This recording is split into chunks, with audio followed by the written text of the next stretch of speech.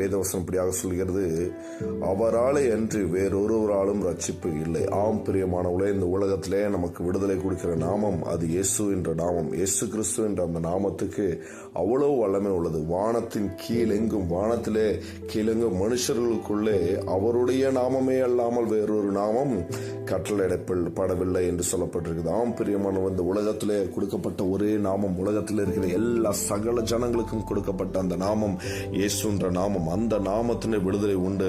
அந்த நாமம் பாவத்திலிருந்து, சாபத்திலிருந்து, அது மாத்திரமல்ல இந்த மரண அவஸ்தையிலிருந்து நம்மை விடுதலை ஆக்கி நித்திய ஜீவனுக்குள்ளாய் நம்மை அழைத்து செல்கிறதா இருக்கிறது. அதனால தான் இங்கே சொல்லப்படுது, அவராலே அன்றி வேறொருவராலும் ரட்சிப்பே இல்லை என்று சொல்லி. இந்த உலகத்திலே நாம் ரட்சிக்கப்பட, பாவத்திலிருந்து விடுதலையாக்கப்பட, சாபத்திலிருந்து விடுதலையாக்கப்பட, இந்த மரண கட்டிலிருந்து விடுதலையாக்கப்பட்ட அந்த பரலோக ராஜ்யத்துக்குள் பிரவேசிக்க நமக்கு கொடுக்கப்பட்ட, இந்த உலகத்தில் கொடுக்கப்பட்ட ஒரே நாமம் அது இயேசு கிறிஸ்து என்ற நாமம். அந்த நாமத்துக்கு நம்ம